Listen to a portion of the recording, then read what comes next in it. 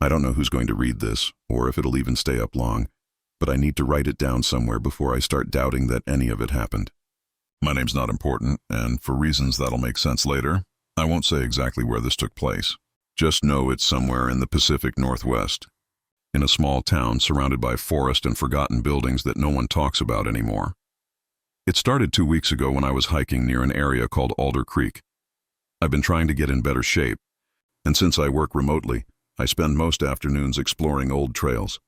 I'd been following one that barely showed up on the maps, an old service road that wound through the pines until it narrowed into a deer path. The sun was already starting to dip when I noticed a concrete structure hidden beneath the ivy and moss.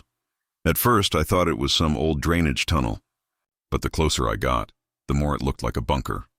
There was a slanted concrete wall with a steel door, half rusted and sealed shut. Above it, faintly visible under decades of grime, were the faded words, "Property of Orpheus Research Division, authorized personnel only." I laughed out loud because it looked like something straight out of a Cold War movie.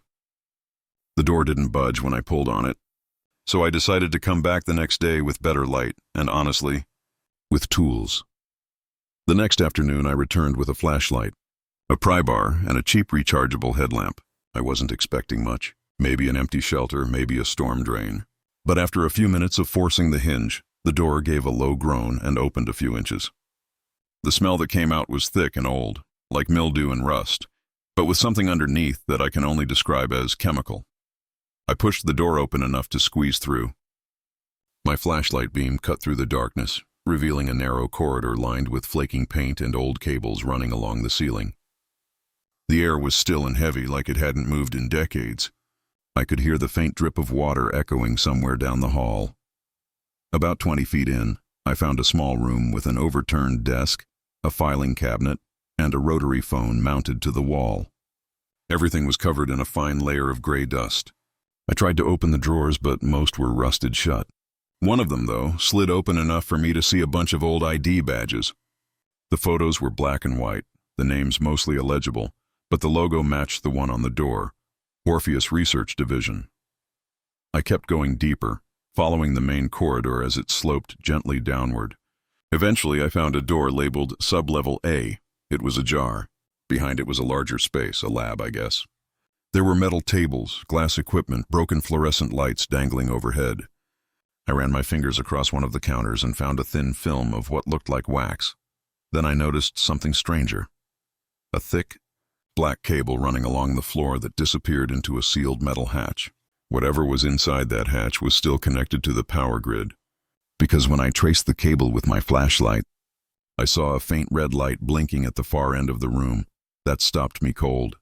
Everything else in this place screamed abandonment, decay, dust, silence. But that red light was alive. I walked toward it slowly until I saw what it was. A glass chamber about the size of a phone booth, lined with cables and a small control panel. The red light came from a switch labeled System Standby.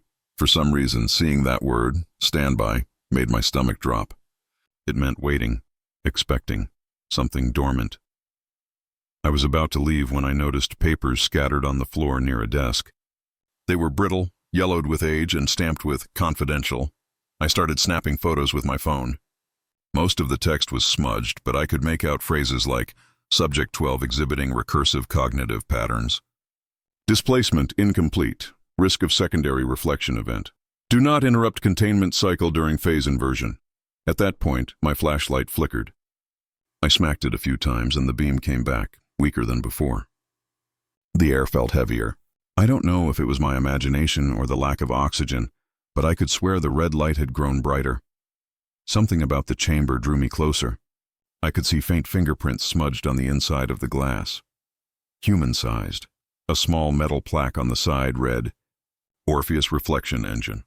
Prototype, Turk 1973. That's when I finally decided I'd gone far enough. I snapped a few more photos, turned around, and started back toward the entrance. But when I got to the first hallway, I realized something was off. The door I came through, the one that led back outside, was closed. I was sure I'd left it propped open with a rock. I jogged up to it, half laughing at my own paranoia. But when I tried the handle, it wouldn't move. Then, From somewhere deep in the facility, I heard a low hum. I don't know how to describe that sound properly. It wasn't mechanical exactly. It was more like a vibration that I could feel in my teeth and bones. The air started to buzz faintly, like static electricity. My flashlight went out completely. For a moment, I stood there in the dark, gripping the handle, breathing hard. Then from down the corridor behind me, I saw movement. A faint shimmer, like heat distortion, drifting in the air. It wasn't shaped like anything I could name, just a disturbance, like something invisible walking through dust. I backed up against the wall and held my breath. The hum grew louder, and for a second I could swear I heard whispers beneath it, like multiple voices overlapping, speaking too fast to understand. And then, just as suddenly as it began, it stopped. The silence was absolute. When I finally forced myself to move, I found a service ladder near the end of another hallway that led up to a hatch. It took everything I had to climb it, but eventually I managed to push the hatch open and crawl out into the woods. I didn't look back. That night I couldn't stop replaying what I'd seen. The red light. The chamber. The fingerprints. The hum. I uploaded the photos to my computer, but half of them were corrupted, distorted by static or filled with strange artifacts. The only clear one was the plaque that said Orpheus Reflection Engine. I tried searching for the Orpheus Research Division online, but I found almost nothing. Just one obscure reference in an old declassified DOE report from the 1980s, a contracted private research group specializing in experimental energy modulation and cognitive feedback systems. Whatever that means. The next few nights, weird things started happening around my apartment. My cat would stare at corners and hiss. My phone would turn on by itself, showing the camera feed for a split second before locking. When I turned off the lights, sometimes I'd see faint red reflections in the window, like the standby light from the lab, but floating in midair. I told myself it was stress, maybe carbon monoxide poisoning from the old heater. But then, a few days later, I noticed something that made my blood run cold. In one of the photos I'd taken inside the lab, the one showing the chamber, there was a faint reflection on the glass. At first I thought it was just me holding the camera, but when I zoomed in, I saw the outline of another person standing behind me. Except I'd been alone. I decided to go back. I don't know why. Maybe I wanted proof that I wasn't losing it. Maybe I just needed closure. So, last Friday I drove back to Alder Creek. This time I brought better gear. Extra lights, a respirator, a crowbar, and my friend Nate, who thought the whole thing was hilarious. Secret lab from the 70s, he said. What, like Stranger Things? When we got there, the door was still closed, but the hinges moved easily this time. Too easily. The inside smelled worse than before. I noticed right away that some of the dust was disturbed, like footprints, but they weren't from us. They were spaced unevenly, almost dragging, and led straight toward the sub-level door. Nate started recording with his phone, narrating like a YouTuber. I told him to shut up, but he just laughed. Then we reached the main chamber again. The red light was gone. The glass booth stood open, the control panel flickering weakly. Nate walked right up to it, shining his flashlight inside. "You think they were cloning people or something?"